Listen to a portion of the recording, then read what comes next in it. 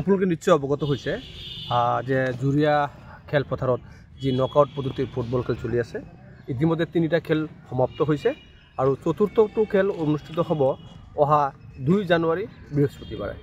অহা 2 জানুৱাৰী বৃহস্পতিবাৰে যিটো খেল অনুষ্ঠিত হ'ব, এই খেলত অংশগ্ৰহণ কৰিব বৰগুলি FC চামাগুৰি বনাম বকুলগুৰি FC কাৰ্বি আংলং।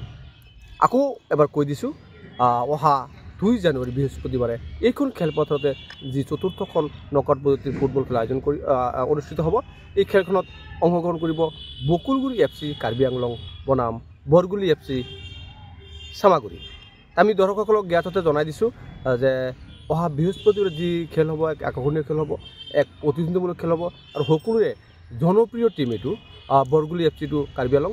আৰু এইখিনিতে আৰু এটা কথা জনাই দিব বিচাৰিছোঁ, এইবাৰ যিটো চামাগুৰিৰ পৰা টীম আহিব বৰগুলি FCৰ পৰা, আৰু এই চামাগুৰি FCৰ যিসকল খেলুৱৈ আহিব, এই খেলুৱৈসকল মণিপুৰৰ খেলুৱৈসকল আহিব আৰু মণিপুৰৰ খেলুৱৈৰ লগত অহা বৃহস্পতিবাৰে খেল হ'ব কাৰ্বি আংলঙৰ খেলুৱৈসকলৰ লগত। সঁচাই এক তুমুল প্ৰতিদ্বন্দ্বীমূলক খেল হ'ব।